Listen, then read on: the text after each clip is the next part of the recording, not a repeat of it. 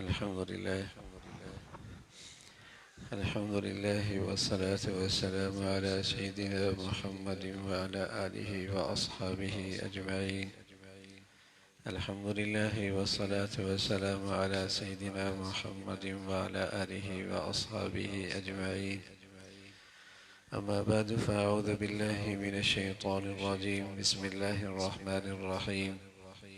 سبحان الذي أسرى بعبده ليلا من المسجد الحرام إلى المسجد الأقصى الذي باركنا حوله لنريه من آياتنا إنه هو السميع البصير. صدق الله العظيم. اللهم صل على سيدنا محمد النبي الأمي وعلى آله وأصحابه وسلم.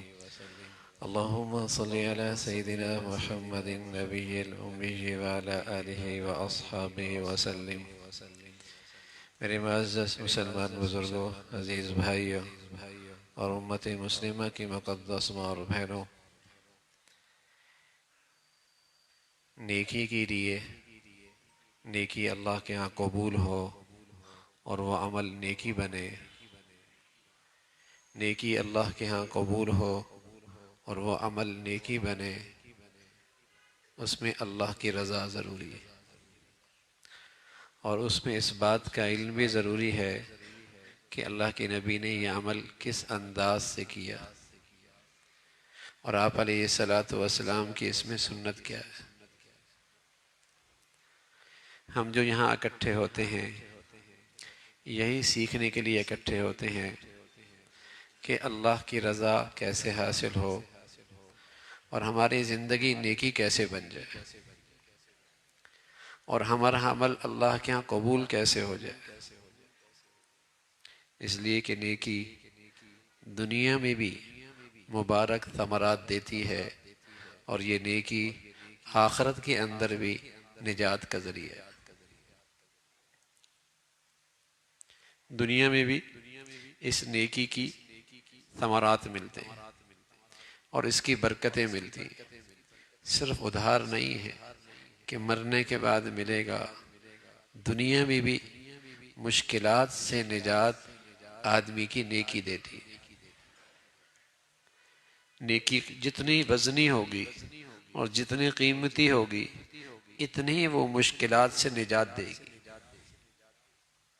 اور مشکلات سے نکالے گی۔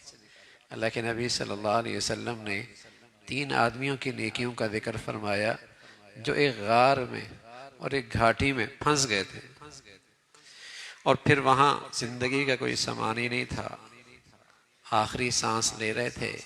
ایک نے اپنی نیکی کا واسطہ دیا، دوسرے نے بھی اپنی نیکی کا واسطہ دیا، تیسرے نے بھی اللہ کے ہاں نیکی کا واسطہ دیا۔ یہ خوش نصیب تھے کہ انہوں نے اپنے ذخیرے میں نیکیوں کا اچھا ذخیرہ رکھا ہوا تھا اور اپنے ذخیرے میں اچھی اور بڑھیا نیکیاں رکھی ہوئی تھی۔ جب انہوں نے اپنی نیکی کا واسطہ دیا تو پیارے رسول صلی اللہ علیہ وسلم نے فرمایا اللہ کی مدد اور نصرت آئی اور وہ چٹان ہٹی اور انہیں ایک نئی سرے سے زندگی نصیب ہو گئی۔ تو نیکی کے ثمرات یہاں بھی ملتے ہیں، نیکی کے مبارک نتائج اس دنیا میں بھی ملتے ہیں، آخرت میں بھی ملتے ہیں۔ ایک نیکی کی زندگی گزارنے والا ہو اور ایک بدی کی زندگی گزارنے والا ہو، اللہ کریم کہتے ہیں دونوں کا جینا مرنا ایک جیسے نہیں ہوتا۔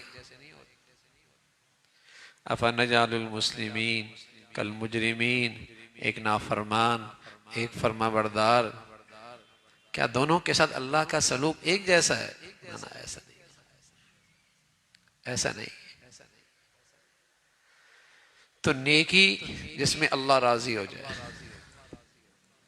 نیکی جو اللہ کی نبی کی بتائی ہوئی طریقے پہ ہو جائے۔ ابھی ہم نے مغرب کی نماز پڑھی اور اس مغرب کی نماز میں ہم 3 کے بجائے 4 رکعتیں پڑھ لیتے اور بڑے اخلاص سے پڑھتے، اور ہم نے چوتھی رکعت میں گناہ بھی کوئی نہیں کیا، ایک فاتحہ بڑھ گئی، کچھ تسبیحات بڑھ گئی، التحیات بڑھ گئی، لیکن سب پیچھے والے سے آواز آئے گی نماز نہیں ہوئی۔ اگر ہم یہ کہہ دیں بھائی ہم نے کوئی گناہ کیا ہے، ہم نے کوئی گناہ کیا ہے، ہم نے کوئی برائی کر لی ہے، ہم نے تو کوئی گناہ نہیں کیا، برائی تو نہیں کی، لیکن پھر بھی کہیں گے میاں نماز نہیں ہوئی، کیوں بھائی؟ اس لیے کہ آپ نے شریعت کے خلاف کیا۔ بس اوقات آدمی اپنی سمجھ سے کسی کام کو نیکی سمجھ لیتا ہے، اپنی سمجھ سے کسی کام کو نیکی سمجھ لیتا ہے، اور یہ سمجھتا ہے میں نے تو کوئی غلط نہیں کیا، میں نے تو کوئی غلط نہیں کیا، اور میں نے تو کوئی برائی نہیں کی۔ تو بھائی اس سے بڑی برائی کیا ہوگی کہ آپ نے دین میں اضافہ کر دیا۔ جو چیز دین نہیں تھی آپ نے اس کو دین کا حصہ بنا دیا، اور ہر آدمی اپنی سمجھ سے دین میں اضافہ کرتا چلا جائے گا، دین کی شکل ہی بدل جائے گی۔ تو یہ جو رجب کا مہینہ ہے نا، یہ رجب کا مہینے میں بھی بہت ساری باتیں بے اصل، جس کی پیچھے کوئی حقیقت نہیں، پھیلی ہوئی ہیں۔ اس مہینے میں اللہ کے نبی صلی اللہ علیہ وسلم کی صرف ایک دعا ہے، اور وہ دعا یہ ہے اللہم بارک لنا فی رجب و شعبان و بلغنا رمضان۔ جب آپ رجب کا چاند دیکھتے تو فرماتے اے اللہ ہمارے رجب میں برکت دے دے، ہمارے شعبان میں برکت دے دے، اور ہمیں اتنی زندگی دے دے کہ ہمیں رمضان مل جائے۔ یہ آپ دعا فرمایا کرتے، اور یہی اس مہینے کی سنت ہے۔ اور کوئی آدمی چاند کے موقع پہ یہ دعا نہیں پڑھ سکا، آج پڑھ لیتا ہے تب بھی یہ سنت ادا ہو جائے گی کہ اللہ میرے رجب میں برکت دے دے، میرے شعبان میں برکت دے دے، اور مجھے اتنی زندگی دے دے کہ ہمیں رمضان مل جائے۔ وبلغنا رمضان۔ گویا کہ رسول اللہ صلی اللہ علیہ وسلم اس عظیم الشان مہینے کی تیاری رجب سے فرمانا شروع کر دیا کرتے تھے، اور اس مہینے کا شوق کا اظہار رجب سے کرنے لگتے تھے۔ اس کے علاوہ اس رجب میں کوئی ایسا عمل نہیں جو اللہ کے نبی صلی اللہ علیہ وسلم نے اپنی امت کے لیے چھوڑا ہو۔ بس اوقات اس رجب میں بعض لوگ کنڈے کرتے ہیں، حلوے بن رہے ہوتے ہیں، پوڑیاں تقسیم ہو رہی ہوتی ہیں، نماز پڑھیں نہ پڑھیں، کوئی اور نیکی کریں نہ کریں، گناہوں سے بچیں نہ بچیں، یہ ضرور کرنا ہے۔ نہ اللہ کے نبی نے بتایا ہے، نہ صحابہ رضوان اللہ علیہم اجمعین نے کیا ہے، اس کی تو کوئی اصل نہیں ہے۔ البتہ اللہ کے نبی صلی اللہ علیہ وسلم کی زندگی میں ایک بڑا عظیم الشان معجزہ اللہ نے آپ کو عطا فرمایا تھا، اور وہ معجزہ معراج کا تھا۔ معراج کا سبحان الذي اسرا بعبده ليلا من المسجد الحرام الى المسجد الاقصى، وہ ایک عظیم الشان معجزہ تھا۔ آپ راتوں رات آپ جاگ رہے تھے، آپ اپنے جسم کے ساتھ اپنی روح کے ساتھ، اللہ نے آپ کو یہ معجزہ عطا فرمایا معراج کا، جسم روح مال جسم، معراج کا معجزہ، خواب میں نہیں، اس لیے کہ خواب میں تو میں اور آپ بھی نہ جانے کہاں کہاں پہنچ کے واپس آ جاتے۔ آپ علیہ السلام کا یہ معجزہ ہے کہ روح مع الجسد، جسم کے ساتھ اللہ نے آپ کو یہ معجزہ دیا۔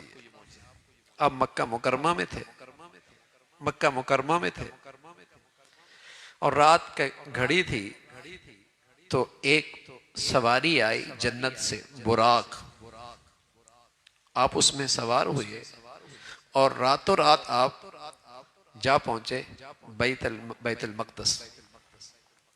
وہاں آپ علیہ السلام نے باہر اپنی سواری باندھی، بیت المقدس کے دروازے سے اندر داخل ہوئے، تحیت المسجد پڑھی، اور پھر وہاں سے ایک سیڑھی نما چیز آئی جس کے درجے بنی ہوئی تھے، درجے بنی ہوئی تھے. اور ظاہر ہے آج کی دنیا کے اندر بھی درجے سیڑھی نما چیزیں کی شکلیں بہت مختلف ہیں. لفٹ بھی ہے اور تیز رفتار بھی ہے. وہ تو اللہ کی طرف سے آئی تھی، اور اس کی کیا شان تھی کہ اللہ رب العزت نے آپ کو پہلے آسمان تک پہنچا دیا، دوسرے تک پہنچا دیا، ساتویں تک پہنچا دیا، سدرۃ المنتہا تک پہنچا دیا. اللہ سے آپ ہم کلام ہوئے، آپ نے جنت اور جہنم کا مشاہدہ کیا.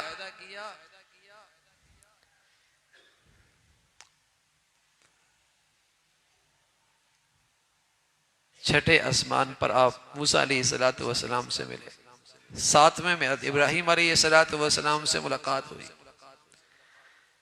تو وہیں آپ نے بیت اللہ کا معمار ابراہیم علیہ السلام بیت المعمور کی دیوار کے ساتھ ٹیک لگا کے بیٹھی ہوئی ہے، جہاں اللہ کے فرشتے طواف کرتے ہیں. 70,000 روزانہ داخل ہوتے ہیں، دوبارہ پھر جب تک یہ کائنات ہے دوبارہ ان کی باری نہیں آئے گی. کتنی بڑی مخلوق ہے اللہ کی. یہ عظیم الشان واقعہ ہے، آپ کا معجزہ ہے.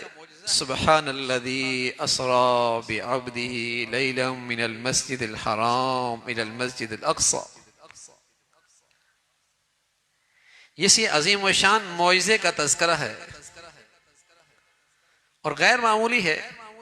لیکن اس غیر معمولی میں اللہ کریم نے فرمایا میرے اس بندے کی سب سے بڑی خوبی کیا ہے، اس میں بندگی اعلیٰ درجے کی ہے. بعبدہ، میں نے اپنے بندے کو، جس میں بندگی ہے. اور راتوں رات میں اسے مکہ سے لے گیا، مسجد حرام سے لے گیا، بیت المقدس تک پہنچا دیا.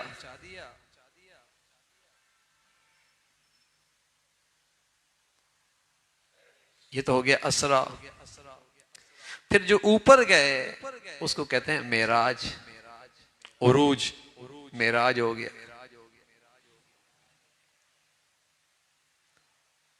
یہ عظیم الشان معجزہ.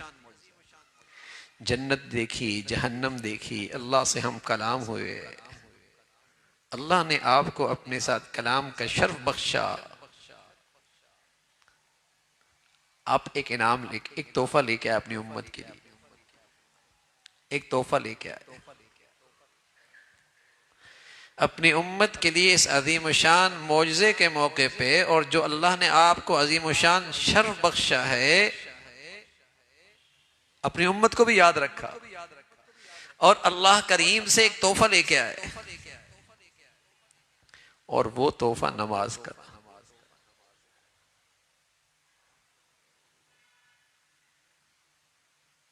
تحفہ یہ تھا.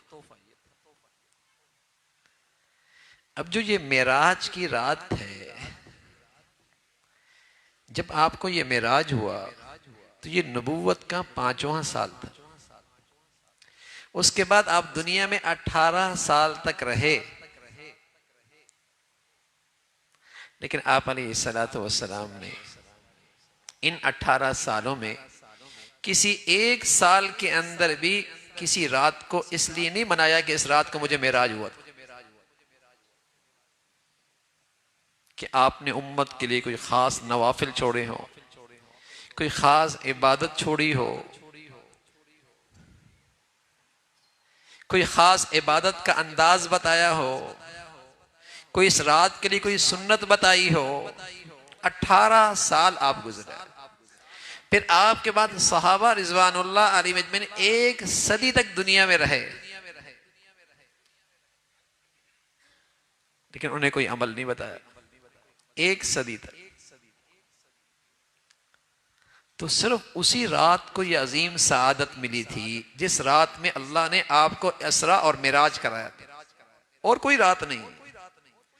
اگر کوئی اور رات بھی ہوتی اس رات کے علاوہ تو یقیناً آپ امت کے لیے جیسے شب قدر کی عبادت چھوڑ کے گئے ہیں، شب قدر کی رات بتا کر گئے ہیں، شب قدر کا مہینہ بتا کر گئے ہیں، شب قدر کی فضائل بتا کر گئے ہیں، آپ اس معراج والی رات کے بارے میں فضائل بتاتے.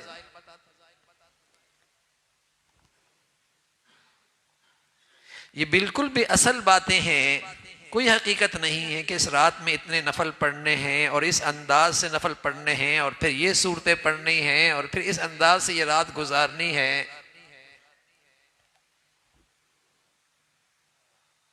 ہاں معجزہ بڑا تھا، اور جس رات یہ معجزہ ہوا وہی رات بڑی شان والی تھی۔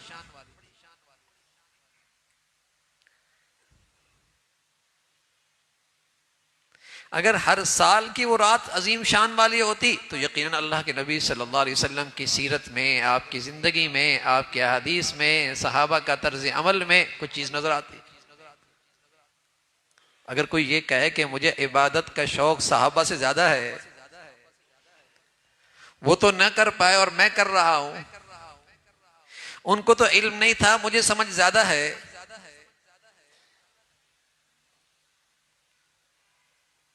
تو سوائے اس کی کہا جائے گا نادان ہے۔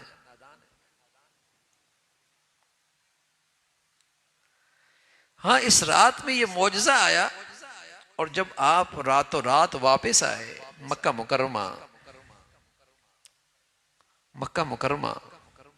تو اس وقت کا ابو جہل،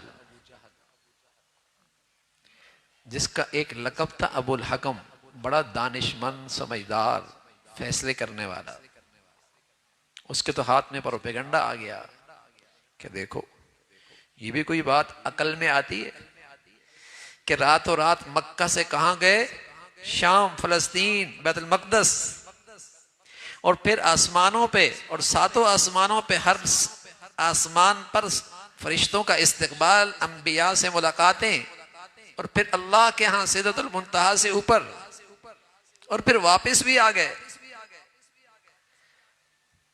کہنے لگا یہ بھی کوئی بات عقل میں آتی ہے؟ تو اسے ہاتھ میں پروپیگنڈا آ گیا کہ لوگ آسانی سے آپ کی نبوت کا انکار کریں گے، اور اسی خیال سے حضرت ابو بکر رضی اللہ تعالیٰ عنہ، جنہیں یہ اعزاز ملا تھا کہ آپ کو جب ساری دنیا آپ کا انکار کر رہی تھی اور آپ کو جھٹلا رہی تھی، اللہ نے ابو بکر کو سعادت بخشی کہ آپ نے آپ کا کلمہ سب سے پہلے پڑھا، اور آپ نے آپ پر ایمان سب سے پہلے لایا۔ وہ شخص ان کے پاس آیا، سنا ہے تمہارا دوست کیا کہہ رہا ہے کہ رات کے تھوڑے حصے کے اندر ایسا ہو گیا، اور یہ سارا سفر کر کے واپس بھی رات کے اسی حصے میں آ گیا، کوئی عقل میں آنے والی چیز ہے؟ حضرت ابو بکر رضی اللہ تعالیٰ عنہ فرمانے لگے، کس نے کہا ہے؟ کہ وہ آپ کا ساتھی، ان کا نام ہے محمد رسول اللہ صلی اللہ علیہ وسلم۔ سبحان اللہ۔ حضرت ابو بکر فرمان لگے رضی اللہ تعالیٰ عنہ، اگر یہ بات انہوں نے کہی ہے نا تو پھر سچ کہا ہے، اگر انہوں نے کہی ہے تو سچ کہا ہے۔ سبحان اللہ۔ یہ ہے ایمان، یہ ہے تصدیق۔ اس لیے ابو بکر کا لقب پڑا صدیق، تصدیق کرنے والے۔ اب تو لوگ شریعت کے احکامات کو عقل کے ترازو پہ تولتے ہیں نا، اور ہر ایک کی عقل الگ ہے، ہر ایک کی سمجھ الگ ہے، تو اللہ کے احکامات کو آج لوگ عقل کے ترازو پہ تولتے ہیں۔ ارے میاں اپنی عقل کو وحی کے روشنی پہ تولا کرو تاکہ نتائج صحیح آئے۔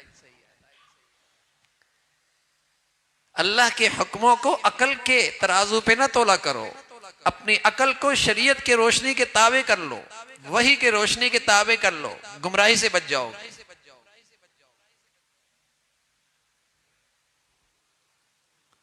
جب اللہ نے کہہ دیا، اللہ کے رسول نے کہہ دیا، تو سچ وہی ہے، سچ وہی ہے۔ تو یہ عظیم الشان واقعہ پیش آیا جو معجزہ ہے۔ اب بعض لوگ عقل کے ترازو میں جب اس واقعے کو لیتے ہیں تو بس اوقات اس معجزے کا ہی انکار کر دیتے ہیں، کہتے نہیں خواب میں ہوگا، جسم کے ساتھ کیسے ہو سکتا ہے؟ تو خواب میں ہونا تو کون سی بڑی بات ہے، وہ تو سبھی کو آتی خوابیں۔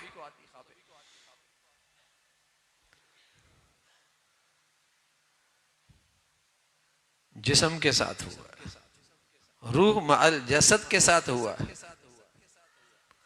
اور وہاں اللہ رب العزت نے جب آپ علیہ الصلوۃ والسلام کو تحفہ دیا اپنی امت کے لیے کہ یہ اپنی امت کے لیے تحفہ لے کے جاؤ، وہ نماز کا موضوع ہے۔ اس لیے کیا آتا ہے، الصلاۃ معراج المؤمنین، نماز ایمان والوں کی معراج ہے۔ سبحان اللہ، اللہ کے نبی وہاں اللہ کے ہاں گئے اور شان قرب حاصل کی، ہم کلام ہوئے، امت کے لیے ایسا تحفہ لے کے آئے، اگر اسے نماز نصیب ہو جائے تو اسے بھی اللہ کا سب سے زیادہ قرب نصیب ہو جائے گا۔ قرآن کی ایک آیت کا ہے کہ یہ اگر ایسی نماز پڑھے، ایسا سجدہ کر لے تو اللہ کے قریب ہوگا۔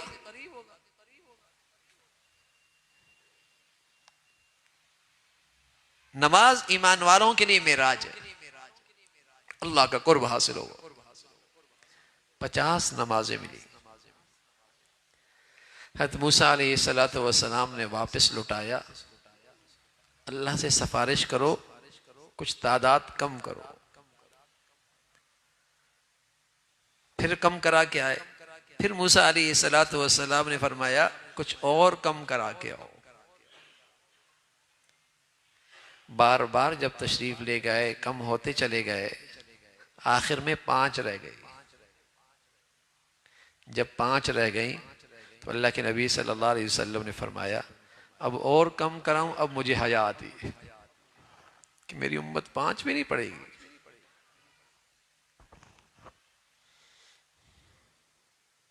چوبیس گھنٹے میں کیا اس کے لیے اللہ کی خاطر آدھا گھنٹہ بھی نہیں ہے؟ اور 24 گھنٹے کے ہر سیکنڈ اور ہر منٹ میں اللہ کی نعمتیں استعمال کرتا ہے۔ اتنا بھی یہ احسان فراموش ہو سکتا ہے؟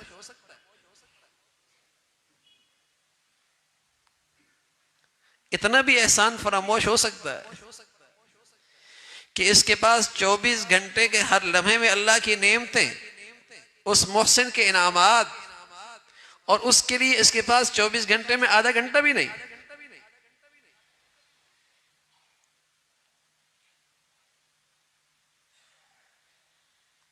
اللہ کی شفقت دیکھیے، اللہ کا پیار دیکھیے، اللہ کی مہربانی دیکھیے۔ فرمایا آپ کی امت کے لیے 50 سے 5 تو ہو گئی، لیکن جو 5 پڑے گا اجر 50 کا دوں گا۔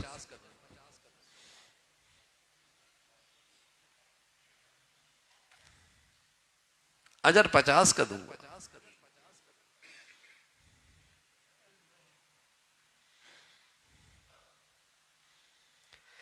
اب یہ تحفہ ملا ہے، اور اس تحفے کی عظمت، اہمیت، تاکید قرآن میں 80 سے زائد بار، اور اسلام کا بنیادی رکن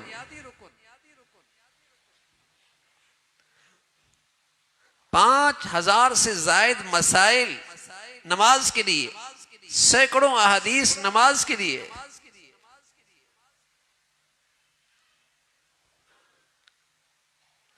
لیکن رجب کے باقی خرافات تو کرے گا، نماز کا اہتمام نہیں کرے گا۔ جس کی اصل کوئی نہیں، حقیقت کوئی نہیں، حدیث کوئی نہیں، آیت کوئی نہیں، بنیاد کوئی نہیں، وہ خرافات کرے گا۔ اور نماز جیسا عظیم الشان تحفہ، اس کا اہتمام کوئی نہیں۔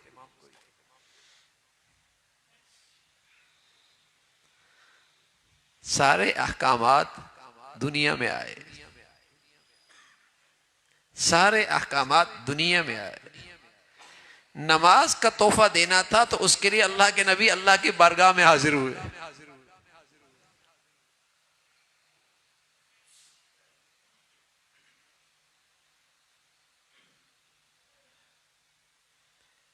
اولاد کا ماں باپ پر بھی حق ہوتا ہے، جیسے ماں باپ پر اولاد پر ماں باپ کا حق ہوتا ہے، ایسی ماں باپ پر اولاد کا بھی حق ہوتا ہے۔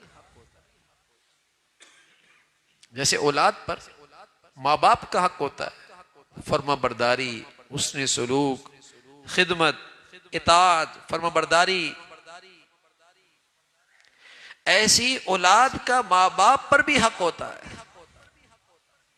اور ان حقوق میں یہ بھی ہے کہ جب بچہ اور بچی کی عمر 7 سال کی ہو تو اسے اس نماز کے فریضے کی عظمت، اہمیت، ترغیب، تعلیم، عادت ڈال دو 7 سال کی عمر۔ اور جب اس کی عمر 10 سال کی ہو جائے تو تندی کے پیر کوتاہی پر سزا بھی دو 7 سال کی عمر۔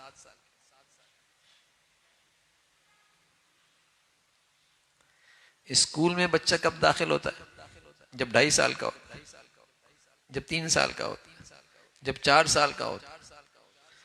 اور ہزاروں بچے اسکول کے دروازے پہ ہوتے ہیں نا، کون لے کے جاتا ہے؟ خود چل کے جاتا ہے، وہ اپنے شوق سے جاتا ہے، خود وہ اہتمام کرتا ہے۔ ماں باپ کرتے، ماں باپ کرتے، ماں باپ کرتے ہیں۔ اور اس لیے کرتے ہیں کہ بچے کے کیریئر کا مسئلہ ہے، بچے کی زندگی کا مسئلہ ہے، اور بچے کو اس معصوم عمر میں تعلیمی ادارے میں پہنچا دیتے ہیں۔ اس کی اہمیت اتنی ہے، اس کی فکر اتنی ہے کہ اس معصوم بچے کو پہنچا دیتے۔ بتائیے کتنے مسلمانوں کے گھروں کے اندر ایسا اہتمام ہے کہ اللہ کے نبی نے جس کی عظمت اہمیت بتائی، کتنے مسلمان ہیں جن کے بچیاں اور بچیاں 7 سال کی عمر میں نماز کا اہتمام کرتے۔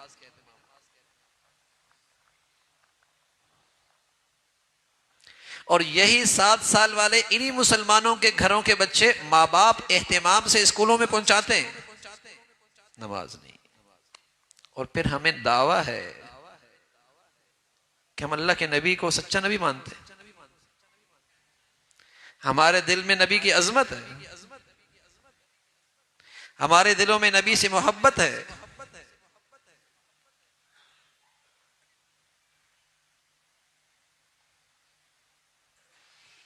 عجب سا مسلمان ہے کہ نبی کی ماننی ایک بھی نہیں، دعوے بہت کچھ۔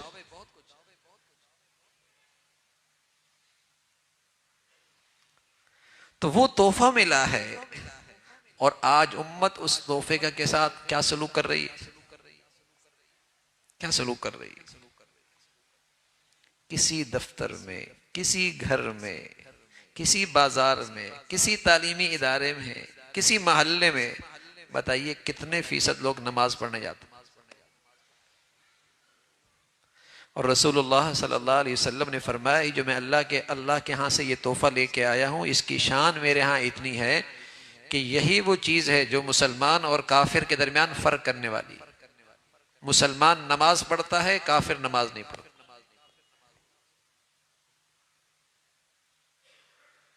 مسلمان نماز پڑھتا ہے، کافر نماز نہیں پڑھتا۔ یہی چیز مسلمان اور کافر کے درمیان فرق کرتی ہے کہ مسلمان اسٹیشن پہ ہے، گاڑی پہ ہے، جہاز پہ ہے، سفر میں ہے، حضر میں ہے، بیماری میں ہے، اسپتال میں ہے، کافر بھی آج سب جگہوں پر ہے، لیکن مسلمان نماز پڑھتا ہے، نماز کے وقت کافر نہیں پڑھتا۔ پتہ چل جائے گا یہ مسلمان ہے، یہ کافر ہے۔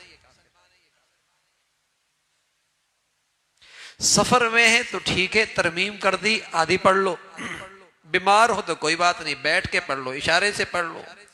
پانی نہیں استعمال کر سکتے، کوئی بات نہیں، تیمم کر لو۔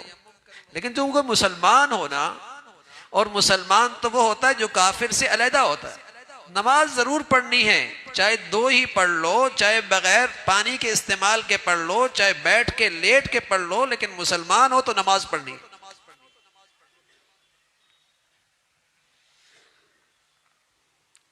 ہاں بے ہوش ہو جائے اس وقت نماز نہیں، لیکن جب تک ہوش ہے نماز پڑھنی ہے۔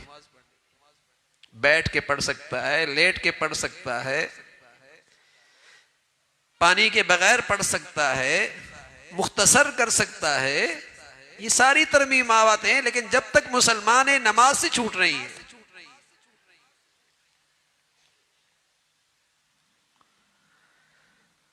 تو یہ ایک بڑا انعام تحفہ ملا اس امت کو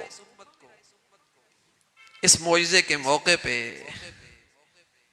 اس معراج کی اس گھڑی میں یہ انعام ملا امت کو. اور صحابہ بڑے خوش ہوا کرتے تھے، بڑے خوش کہ اللہ کے قریب ہونے کا اور اللہ کے خزانے کے سے لینے کا راستہ مل گیا، راستہ مل گیا. اور خود اللہ کے نبی صلی اللہ علیہ وسلم کی سنت یہی ہے، جب بھی کوئی مشکل آتی، جب بھی زندگی میں کوئی رکاوٹ آتی، اور جب بھی زندگی میں کوئی پریشانی کھڑی ہوتی، تو آپ فوراً نماز کے لیے کھڑے ہو جایا کرتے، جسے رسول اللہ صلی اللہ علیہ وسلم نے بتایا یہ حاجت کی نماز ہے. اللہ تعالیٰ سے اپنی حاجت پوری کرانی ہے، یہ اس کی نماز ہے. اب چونکہ نماز کی عادت ہی ختم ہو گئی، جب بھی مشکل آتی ہے تو کوئی زیادہ دینداری ہو تو عاملوں کے پاس جاتے ہیں، کسی پیر فقیر کے پاس جاتے ہیں، کوئی دم درود، کوئی وظیفہ. نماز نہیں، اللہ کی طرف رجوع نہیں.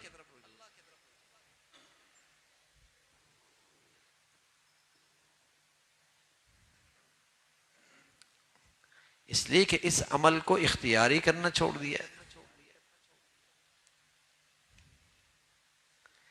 تو یہ عظیم الشان عمل ہے. اس عظیم الشان معجزے کے موقع پہ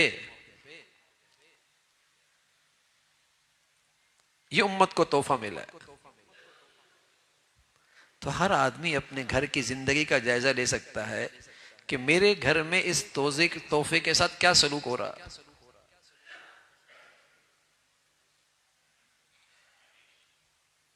جو اللہ کا نبی اس امت کے لیے اللہ کے ہاں سے ایک عظیم الشان تحفہ لے کے آیا ہے، آج امت اس کے ساتھ کیا سلوک کر رہی ہے.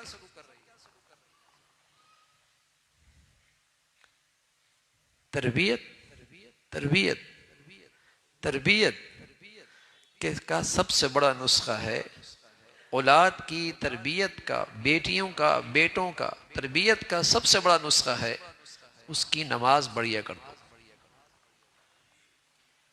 اس کی نماز بڑھیا کر دو. اس لیے کہ جب بڑھیا نماز ہو جائے گی، آہستہ آہستہ اس کی غلط عادتیں ختم ہو جائیں گی، اس کے اندر اچھائیاں آنا شروع ہو جائیں گی. اور آدمی نماز کی فکر نہ کرے اور کہے کہ پھر اچھا ہو جائے. جیسے آپ کہتے ہیں نا بیٹا ہے تو بہت اچھا، کماتا بھی اچھا ہے، نوکری بھی اچھی ملی ہے، بس تھوڑا سا بے دین ہو گیا، بس تھوڑا سا بے دین ہو گیا. تو یہ ایسا ہی ہے، جسم تو بالکل ٹھیک ہے، بس صرف جو ہے نا صرف سر کٹ گیا ہے. آنکھیں بھی ٹھیک ہیں، ہاتھ پاؤں بھی ٹھیک ہیں، بازو بھی ٹھیک ہیں، ٹانگیں بھی ٹھیک ہیں، صرف سر غائب ہو گیا. یا پورا جسم ٹھیک ہے، آنکھیں بھی ٹھیک ہیں، سر بھی ٹھیک ہے، ہاتھ پاؤں بھی، بس سارا روح نکل گئی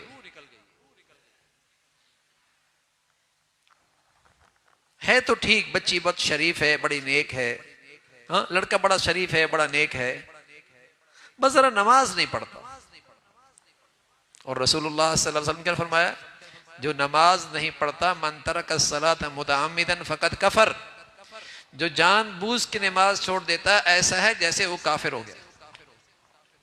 اس نے وہ کام کیا جو ایک ہندو اور سکھ کرتا ہے، اور یہ کہتا ہے بس ذرا نماز نہیں پڑھتا، ویسے بڑا نیک ہے، بڑا شریف ہے، بڑا اچھا ہے. یہ ایسا ہی ہے کہ پورا جسم ٹھیک ہے، آنکھیں بھی ٹھیک، سر بھی ٹھیک، بس ذرا روح نکل گئی ہے.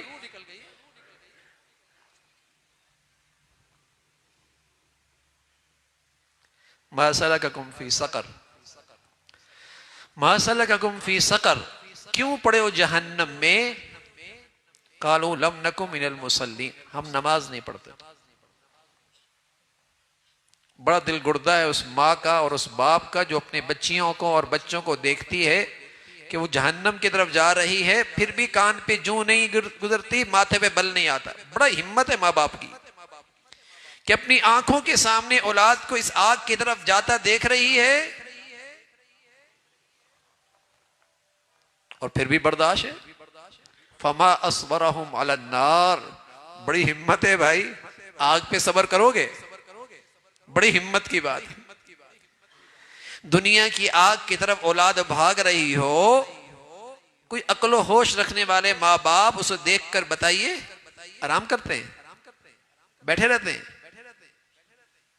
یا صرف آواز لگا دیتے ہیں؟ نہ میاں، پوری توانائی لگا دیتے ہیں کس طریقے سے اس کو آگ سے بچا لیا جائے.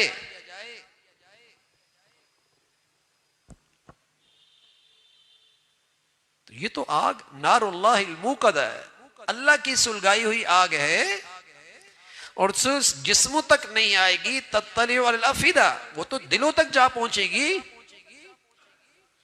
اور اللہ کا کلام کیا بتاتا؟ ما سلککم فی سقر قالوا لم نک من المصلین. کیوں پڑے ہو جہنم میں؟ نماز نہیں پڑھتا. عید کی پڑھ لیتا ہے، جمعے کی پڑھ لیتا ہے، زیادہ نمازی بن گیا تو 4 پڑھ لیتا ہے، فجر کا تو رواج ہی ختم ہو گیا. بچوں کی نیند خراب ہو جائے گی، رات کو دیر سے سوئے ہیں.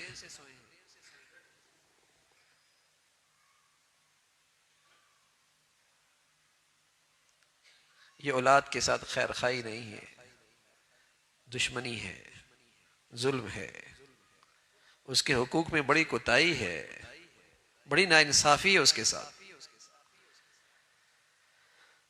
اللہ کے نبی صلی اللہ علیہ وسلم تو بتا رہے کہ 7 سال کی عمر میں عادت ڈالو، 10 سال کی عمر میں تنبیہ کرو. کیوں؟ بالغ ہو جائے گا، نماز فرض ہو جائے گی. کہیں ایسا نہ ہو بالغ ہونے کے بعد، فرض ہونے کے بعد اگر اس کی نماز رہ گئی تو اس کا اسلام سے رشتہ ٹوٹ جائے گا. اس کے دل میں عظمت اتنی بٹھا دو، اہمیت اتنی بٹھا دو، اس کی عادت ایسی بنا دو کہ یہ سوچ بھی نہ سکے کہ مسلمان ہو کر نماز بھی چھوڑ سکتا.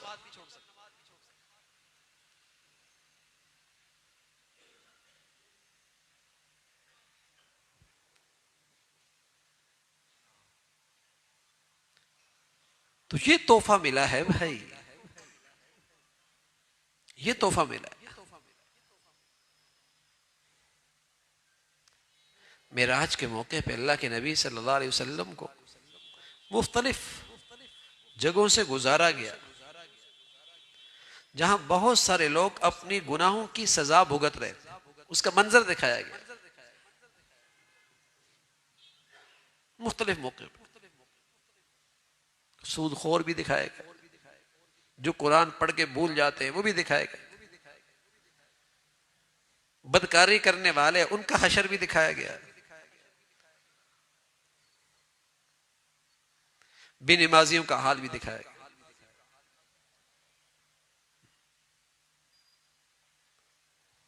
حقائق دکھائے کہ ان گناہوں کی یہ سزا ہے، ان گناہوں کی یہ سزا. تو میرے عزیزو، رجب کے مہینے میں ایک تو اللہ کے نبی کی سنت ہے اس دعا کا اہتمام کہ اللہ رب العزت ہمیں ہمارے رجب میں، شعبان میں برکت دے دے اور زندگی دے، ہمیں رمضان جیسا مقدس مہینہ عطا فرمائے. دوسرا، معراج ہوا، ربیع الاول میں ہوا، رجب میں ہوا، کون سی تاریخ بھی ہوا. 18 سال تک اللہ کے نبی معراج کے باقی رہے، آپ نے کوئی خاص عمل نہیں دکھایا. لیکن اتنا ضرور ہے کہ وہ رات بڑی شان والی تھی، اور وہی رات تھی جس رات کو آپ کو معراج ہوا، اسرا ہوا. اور اس رات کا جو اس امت کے لیے جس میں سامان ہے، جو کرنے کی چیز ہے، وہ نماز کے تحفے کی عظمت اور اہمیت، کہ یہ امت اس تحفے کی قدردانی کرنے والی ہے.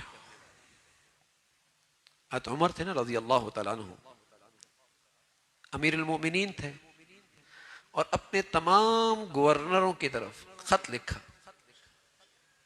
اور اس کا مضمون یہ تھا کہ میری نزدیک تمام چیزوں سے اہم ترین چیز نماز کا اہتمام.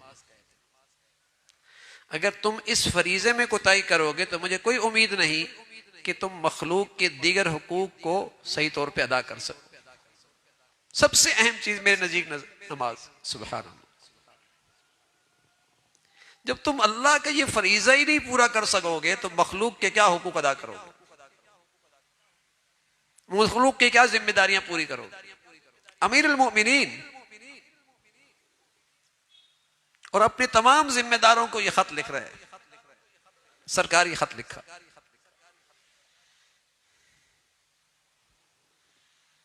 تو ہر آدمی کو اللہ نے نا ایک مقام دیا ہے اور اس کے ماتحت لوگ ہوتے ہیں.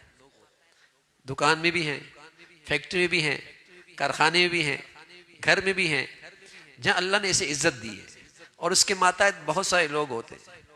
اگر یہ شخص اپنے اپنے ماحول کے اندر اس فریضے کا اہتمام کر دے تو بتائیے معاشرے کے اندر کتنے لوگ نمازی بن جائیں. دفتر میں، فیکٹری میں، کارخانے میں، گھر کا چوکیدار، ڈرائیور اگر شراب پی رہا ہو، بتائیے کیا ری ایکشن ہوگا؟ اور وہ ری ایکشن ہونا بھی چاہیے. لیکن میرے عزیزو، نماز کا چھوڑنا شراب سے بھی بڑا گناہ ہے.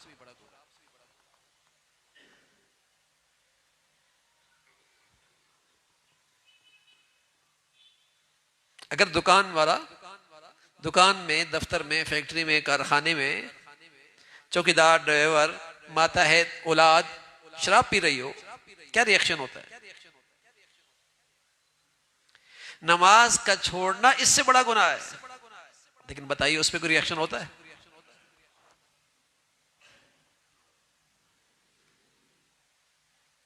ہر آدمی کو نا اللہ نے ایک ذمہ دار بنایا ہے، ایک حیثیت دی ہے، مقام ملا ہے، عزت بخشی ہے. جہاں اس کی بات سنی جاتی ہے، لوگ اس کی بات مانتے ہیں، پھر اس کی ذمہ داری ہے وہاں یہ فریضہ زندہ ہو.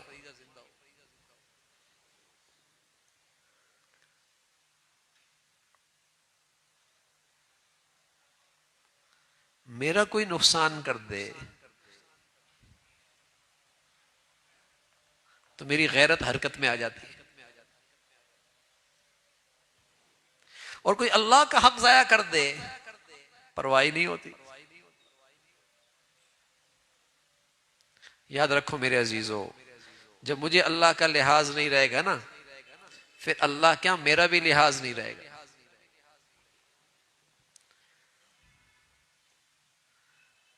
جب مجھے اپنے اللہ کا لحاظ نہیں رہے گا تو میرا بھی پھر اللہ کیا کوئی لحاظ نہیں ہوگا.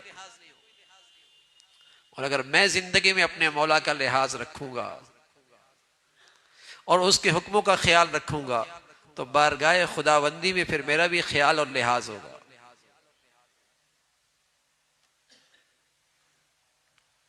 تو یہ عظیم و شان معجزہ ہے، اس کا اہتمام ہو گھروں کے اندر بھی، اور جہاں جہاں اللہ نے آپ کو ایک مقام دیا ہے وہاں بھی اس کا اہتمام.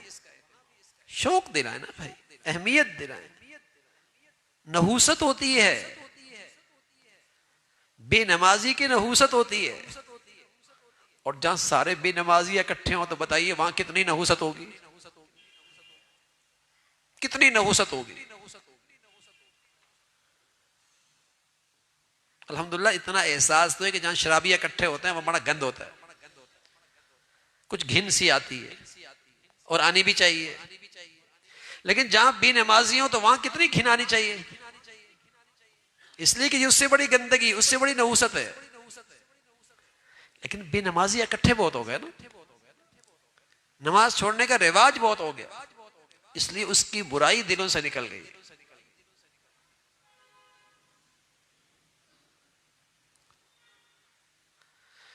تو اسلام کا یہ فریضہ ہے میرے عزیزو، اور معراج کا عظیم و شان معجزے میں امت کو یہ تحفہ ملا ہے.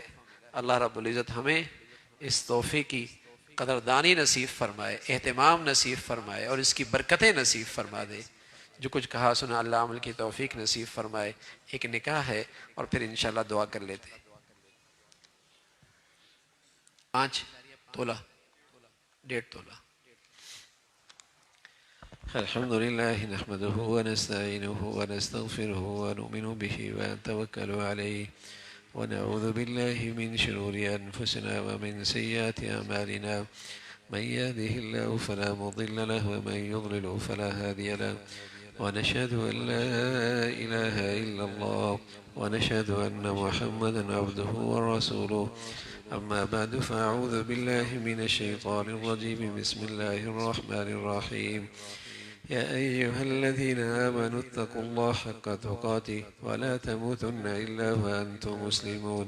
وقال الله تعالى: يا أيها الناس اتقوا ربكم الذي خلقكم من نفس واحدة وخلق منها زوجها وبث منهما رجالا كثيرا ونساء واتقوا الله الذي تساءلون به والأرحام إن الله كان عليكم رقيبا. وقال الله تعالى: يا أيها الذين آمنوا اتقوا الله وقولوا قولا سديدا يصلح لكم أعمالكم ويغفر لكم ذنوبكم ومن يطع الله ورسوله فقد فاز فوزا عظيما. وقال النبي صلى الله عليه وسلم: النكاح من سنتي. وقال عليه الصلاة والسلام: فمن رغب عن سنتي فليس مني. وقال النبي صلى الله عليه وسلم: تزوجوا الودود الولود فإني مكاثر بكم الأمم. وقال النبي صلى الله عليه وسلم: أعظم النكاح بركة أيسره مؤونة، أو كما قال عليه الصلاة والسلام. صدق اللہ العظیم. ماشاء اللہ، اللہ بہت قبول فرما لے. اللهم لك الحمد كله ولك الشكر كله. اللهم لك الحمد كله ولك الشكر كله. سبحان الله وبحمده سبحان الله العظيم، عدد خلقه وزنة عرشه ورضا نفسه ومداد كلماته. اللهم لا نحصي ثناء عليك أنت كما أثنيت على نفسك. اللهم أعنا على ذكرك وشكرك وحسن عبادتك. ربنا ظلمنا أنفسنا وإن لم تغفر لنا وترحمنا لنكونن من الخاسرين. یا ارحم الراحمین، جو کچھ کہا سنا عمل کی توفیق نصیب فرما. ایمان والی، عافیت والی، صحت والی زندگی عطا فرما. مولا کریم اپنی فضل سے اس نکاح کو قبول فرما. پورے دین پہ چلنا آسان فرما. اس حلال رشتے کے بدولت ہر قسم کے حرام سے محفوظ فرما. حلال زندگی کی برکتیں، رحمتیں، سکون اور راحت عطا فرما. زندگی میں، صحت میں، رزق میں برکت وسعت عطا فرما. یا ارحم الراحمین، ہر ماں باپ کو اپنے بچے بچیوں کی تعلیم کے، تربیت کے، زندگی کے صحیح فیصلے کرنے کی توفیق نصیب فرما. اپنے فضل سے ہماری اولادوں کو ہماری آنکھوں کی ٹھنڈک بنا، صدقہ جاریہ بنا، اولادوں کے آزمائشوں سے محفوظ فرما.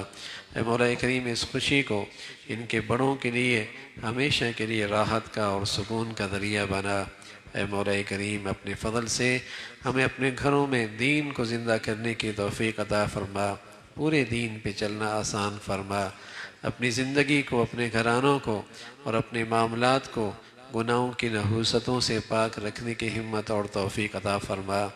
ہم سب کی دنیا بھی اچھی فرما، کل قیامت میں اچھوں میں شامل فرما. بری زندگی سے، بری موت سے، برے حالات سے، بری گھڑی سے ہم سب کی حفاظت فرما. یا ارحم الراحمین، حادثات، سانحات، موذی اور دہرپا بیماریوں سے، ہسپتالوں کی زندگی سے حفاظت فرما. عزت کے بعد ذلت سے محفوظ فرما. عافیت کے بعد پریشانیوں سے محفوظ فرما. صحت کے بعد موذی امراض سے محفوظ فرما. خوشحالی کے بعد ہر قسم کے محتاجی اور تنگ دستی سے محفوظ فرما. اے مولا کریم، اس ایمان کے ماحول کے بعد، دین کی اس فضا کے بعد ہر قسم کی ہدایت سے، محرومی سے محفوظ فرما. یا ارحم الراحمین، ہر آئے دن ایمان کے لحاظ سے اور صحت کے لحاظ سے بڑھیا نصیب فرما. تمام حاضرین، حاضرات، سامعین، سامعات کی تمام جائز حاجات کو پورا فرما. مشکلات کو آسان فرما. پریشانیوں کو ختم فرما. جو بچیاں گھروں میں ہیں، مولا کریم ان کے لیے اچھے، نیک، صالح رشتوں کا انتظام فرما. جو بچیاں اپنے گھروں میں جا چکی ہیں، ان کے گھروں کو محبت اور تقوی سے آباد فرما. مولا کریم، ہمیں اپنے گھروں میں محبتوں والی زندگی نصیب فرما. راحت اور سکون والی زندگی عطا فرما. ازواجی رشتوں میں باہمی اعتماد نصیب فرما. غلط فہمیوں سے اور بدگمانیوں سے اور بد اعتمادی سے ہمارے گھروں کو محفوظ فرما۔ اے مولا کریم ہمارے ملک پہ رحم فرما، ہمارے شہر پہ رحم فرما، یہاں ایمان ہدایت کی فضاؤں کو عام فرما، برائی کی جتنی شکلیں ہیں، نفرتوں کی جتنی صورتیں ہیں، جو بے دینی کی جتنے نقشے ہیں، اے اللہ مسلمانوں کو ان تمام فتنوں سے محفوظ فرما، نیکی کی اور خیر کی اور تعمیر کی انہیں شکلوں کو غلبہ نصیب فرما، شر کی اور برائی کی اور بے حیائی کی اور تخریب پہ جتنی طاقتیں ہیں انہیں نیست و نابود فرما، ہمارے ملک پہ رحم فرما، ساری امت مسلمہ کے حال پہ رحم فرما۔ اے مولا کریم مسلمانوں کو نفرتوں سے محفوظ فرما، باہمی محبتیں اتفاق نصیب فرما، اسلام ایمان پر باہمی اتفاق نصیب فرما، جو مسلمانوں میں بے دینی اور نفرتوں کا بیج بول رہے اہل اسلام کو ان کے شر سے محفوظ فرما۔ اے مولا کریم ساری امت مسلمہ کے حال پہ رحم فرما، یا ارحم الراحمین نیکی کی اور خیر کی اور دین کی خدمت کی جتنی شکلیں ہیں سبھی کی حفاظت فرما، ہم سب کے حال پہ رحم فرما۔ ربنا تقبل منا انك انت السميع العليم وتب علينا انك انت التواب الرحيم، وصلى الله على سيدنا محمد وعلى آله وأصحابه أجمعين برحمتك يا رب۔